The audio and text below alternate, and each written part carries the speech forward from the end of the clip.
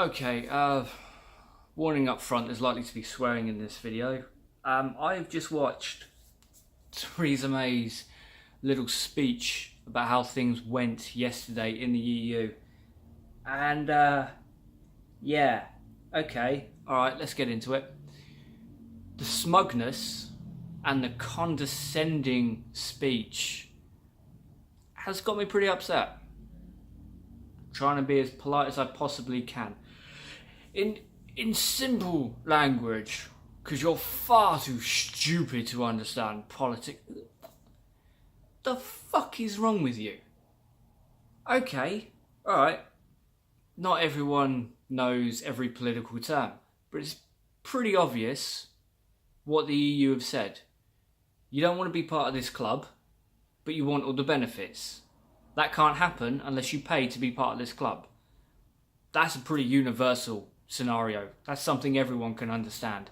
Now, when it comes down to Northern and Southern Ireland, I am reminded of Donald Trump. You know, no one knew how complicated healthcare would be. Well, no, actually, we all knew how complicated the Northern and Southern Ireland would be. We knew how complicated that would be because we actually spent 5 minutes looking into the damn thing. We knew this wasn't going to be easy. What the hell did you expect? And now I have no love for Donald Tusk, but Sky News attacking Donald Tusk for the tweet or the post he put out. Piece of cake, perhaps? No cherries. Oh, master of the burns. Fuck off. That is essentially what we're doing. We are saying, hey, we don't want to be part of you, but you know what? We want all them benefits. A lot of EU leaders actually want a deal with the UK. Not because they need this little island on this massive continent, but because of history.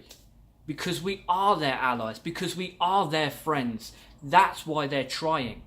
But if it doesn't meet a certain bar, it's not going to happen.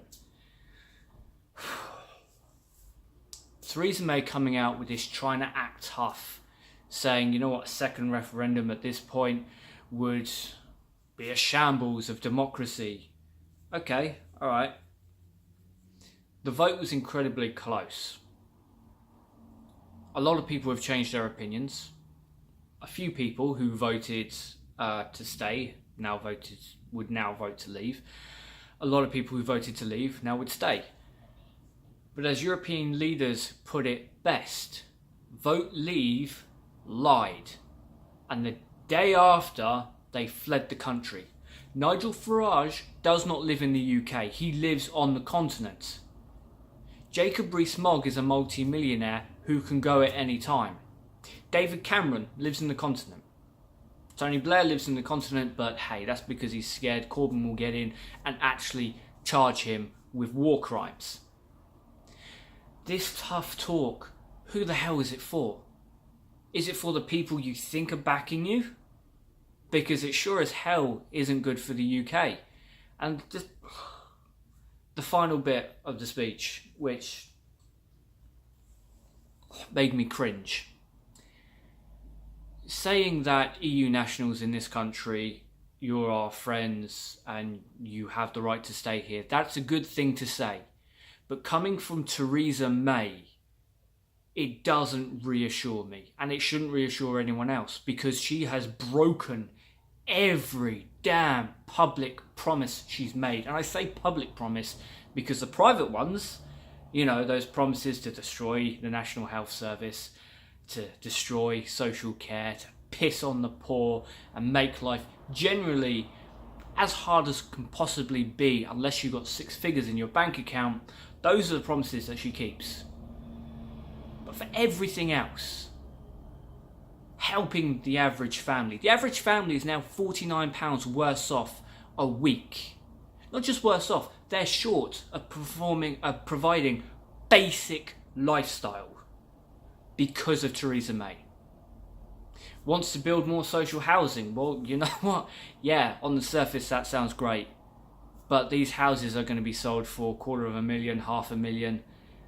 and the average person hasn't got the money to buy them. So who is going to buy them? Not councils, they've been defunded despite the fact the council tax has gone up.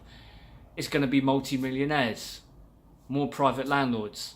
Okay, a lot of private landlords are actually good, but there's also a lot of private landlords that aren't. And Theresa May, Jacob Rees-Mogg, Michael Gove, they're all part of the system that voted to get rid of tenants' rights and get rid of the checks and balances for private landlords. This woman has done nothing in the last 2 years that hasn't been detrimental to the average person in the UK. And now she comes out with this tough talk? Who the hell are you kidding?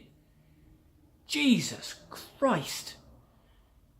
You want to leave the club, but you want all the benefits of the club. But you don't want to abide by the rules of the club. Are you a fucking idiot? Seriously. I'm starting to think you are a moron. Before I thought you were just a horrible person, but now you could very easily be stupid and disgusting. Perfect Tory, really. Only looking out for the wealthy. Coming out making bold statements. Get a grip.